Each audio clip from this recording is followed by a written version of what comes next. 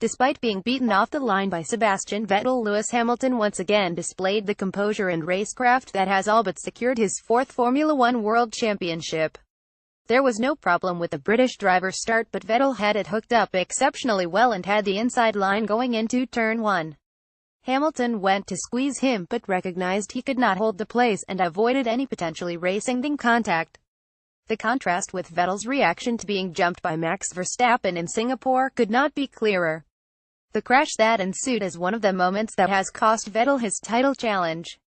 Hamilton knew to play the long game, as he did when choosing not to defend aggressively against Verstappen in Malaysia.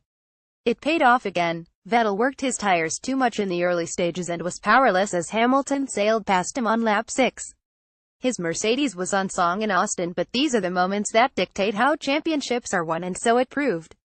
The title is all but in his hands. Testing limits. Verstappen, too, had a remarkable race, coming back to 4th from 16th on the grid.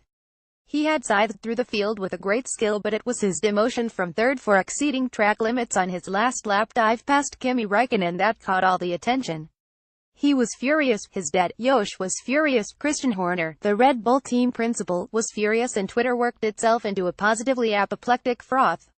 The steward's decision was based on the principle that Verstappen had gained an advantage by putting all 4 wheels off the track. The problem in Austin was that drivers had been abusing track limits all weekend without punishment. As Horner pointed out, the race director was quite clear he had no issues with track limits. So some had already been gaining advantage by going wide, allowing themselves to get on the power earlier. Verstappen was pulled up because when he did so he made a pass. Inconsistency is the problem, and it riles drivers, teams and fans. Setting firm boundaries at the start of the weekend has to be better than seeing yet another on-track result reversed after the flag. Sainz off to a flyer. Carlos Sainz's talent has rarely been questioned, and in Austin he once again confirmed he is likely only to improve. With 9 points finishes for Toro Rosso this season, he has eclipsed his then-teammate Daniil Kvyat.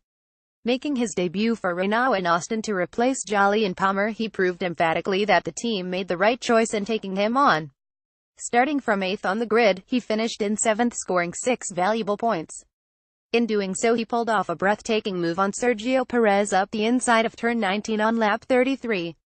The left-hander does not lend itself to overtaking, and the Force India of Perez is the quicker car, but Sainz made it stick and held the place to the finish. Red Bull, to whom he is contracted, know his value and have only loaned him to Renault, but the 23-year-old Spaniard may prove crucial to the French manufacturer's position in the Constructors' Championship and the financial largesse it returns. They now trail Toro Rosso by only 5 points, and claiming 6th place looks well within their sights. Mercedes make it 4. Hamilton still has to wrap up the Drivers' Championship, but for his team, clinching the Constructors' crown in Texas was a huge achievement. It is their 4th consecutive title, a feat achieved by Ferrari, McLaren and Red Bull, and they were rightly celebrating. Mercedes have defined the turbo-hybrid era, untouchable between 2014 and 2016, but to have maintained their superiority to claim the title with 3 races remaining after a major regulation change is no small feat.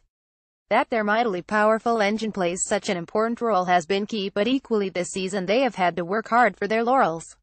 Their diva of a car has been tricky to manage and required constant development.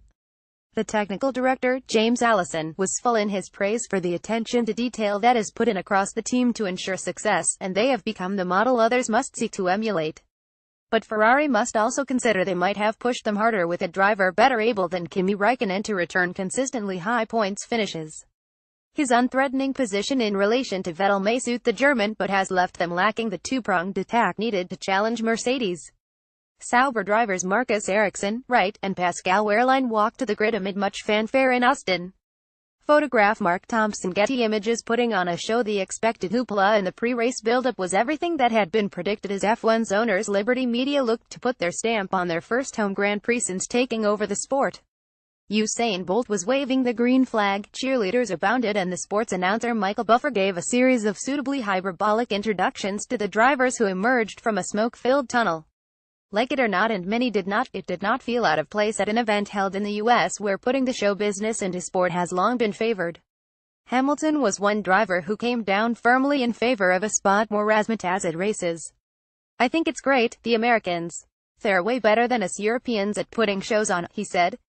"There's more of an atmosphere. I like that it's starting to spill over into this. That's the best start of a Grand Prix I think I've seen, and if we can bring that more into Formula One culture, it's just going to be more exciting. It is hard not to imagine it would become tiresome pretty swiftly if applied to every meeting, but amid the sunshine and cowboy hats, the Circuit of the Americas put on an opening that worked, and if it attracts more fans in the US, all the better.